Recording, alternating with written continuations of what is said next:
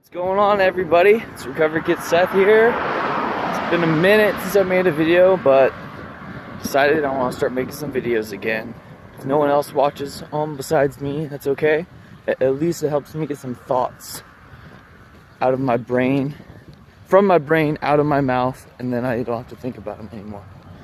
So basically, I just started cutting this week, and so far it's going very well. It's been easy, but I know it's because it's the first week, and so my hunger hasn't gotten crazy at all yet. And yeah, I mean, I was bulking from December up until now, very end of May, so that was a long time being in a surplus. So dipping into a deficit is not difficult right now. I know it's going to get tougher, but right now it's not that bad at all. But basically, it's time to get sexy. I'm bringing sexy back. That's the goal, at least. Hopefully I might appear to be sexy once I lose some body fat. But walking my way back to a six-pack. And so that's going to lead me into the topic of this video: the best cardio to get shredded.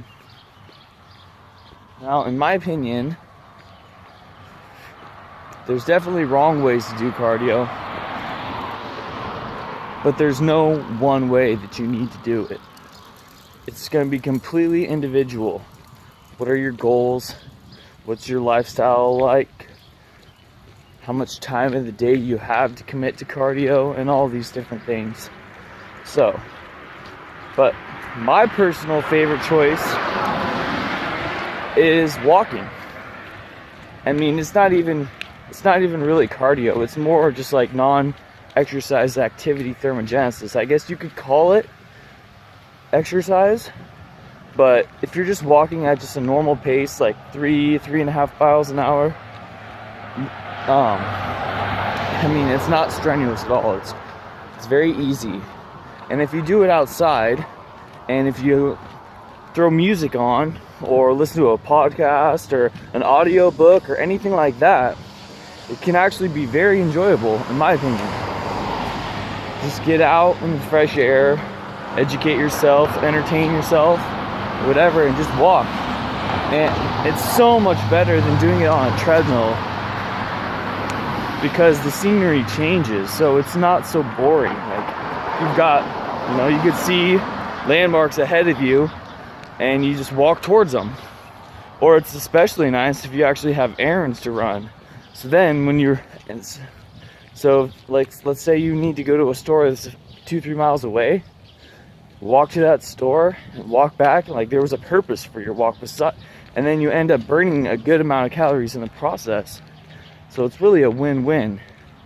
And I honestly think the biggest advantage there's a few big advantages of using walking as your form of cardio. Like, one, it's not strenuous at all, it's easy. 2, you don't have to recover from it. So if you're training hard in the gym, you really want to you don't want to be using up your recovery resources for doing cardio, because if you do intense cardio all the time, your body has to recover from that as well. So you've got less recovery capacity left over from your training. So I believe, I'm not the only one who believes this, that if you just stick to really low intensity cardio, you're going to be able to train harder in the gym, especially when you're in a caloric deficit, when you're dieting.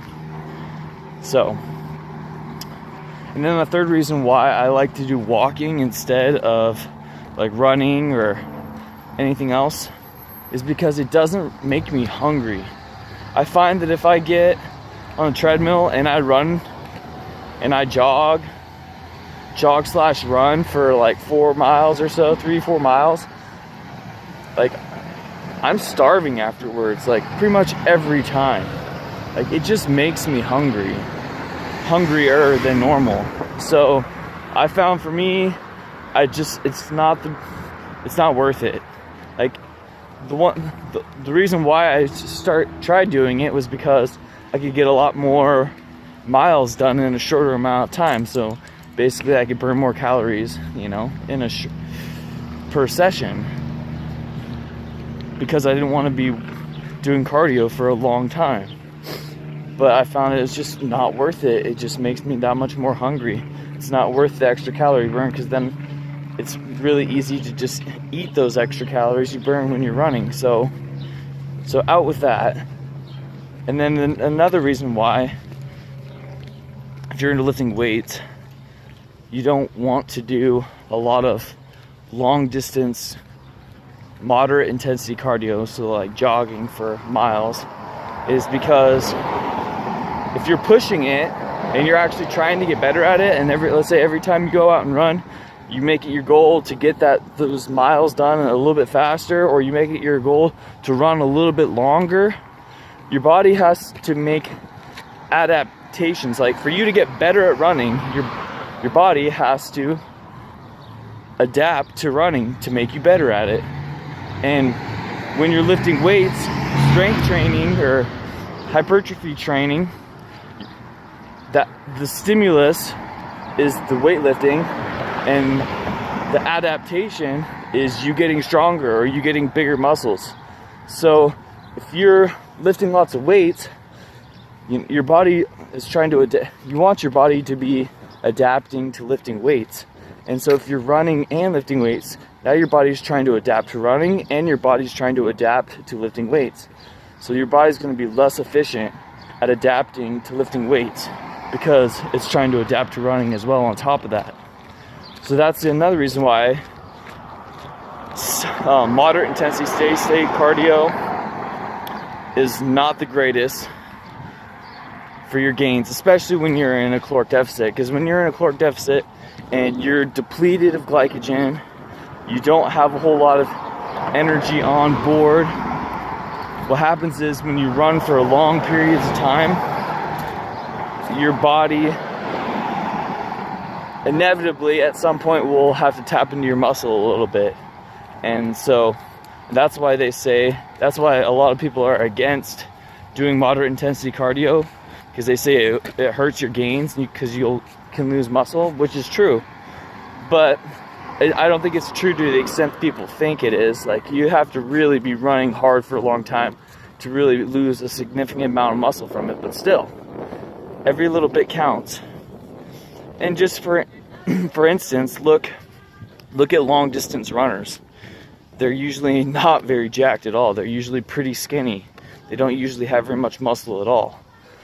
I mean, I'm sure some of that is because they don't lift weights and they don't try to build muscle, but also I can guarantee that all that long distance running, they probably lose some muscle. So that's, out with moderate intensity jogging. Not the greatest if your goals are aesthetics and you lift weights and you just want to get lean and keep your muscle.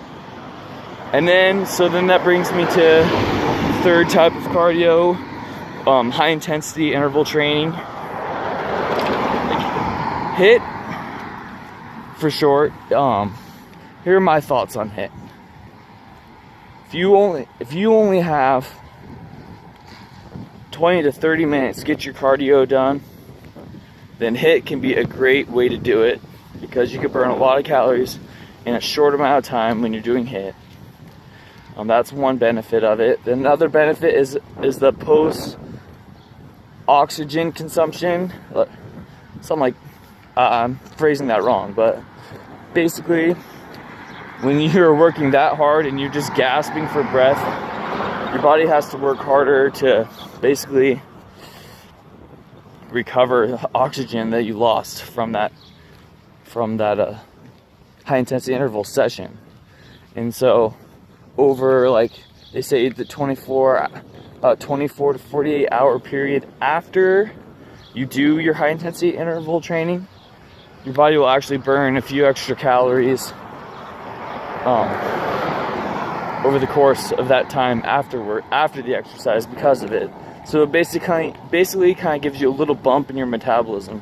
you end up burning a few more calories. It's really not that much. Some people think it's a lot more than it is. It's really not that significant, but it is a little bit. But the other good thing about it is you're way more likely to retain your muscle and not lose muscle when you do it, because it's just short and intense.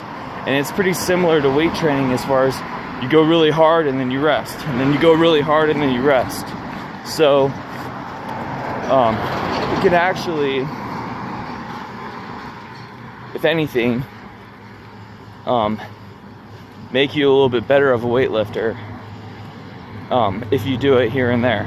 But here's the caveat with high intensity interval training is it's fucking intense. It's mentally draining.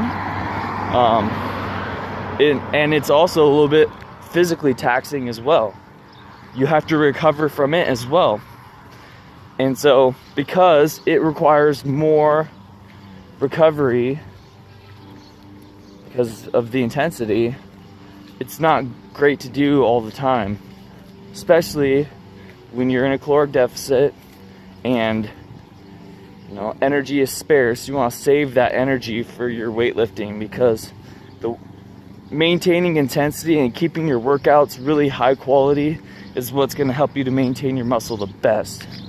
So I think that high intensity interval training can be great, but at the same time, I honestly don't think it's the best option for physique athletes. So I wouldn't do it all the time, maybe once or twice a week. Other than that, I would say you're better off trying to get your cardio and walking. But like I said before, if you only have a short amount of time, then HIIT's gonna be the best for you. If you're someone like me and you don't have a whole lot of obligations, and you've got plenty of free time on the weekends and whatnot, then that's when walking can be great, if you have the time for it. Because walking is super easy, you can still burn a lot of calories doing it. And so yeah, but if you don't have the time for walking, you don't have the time.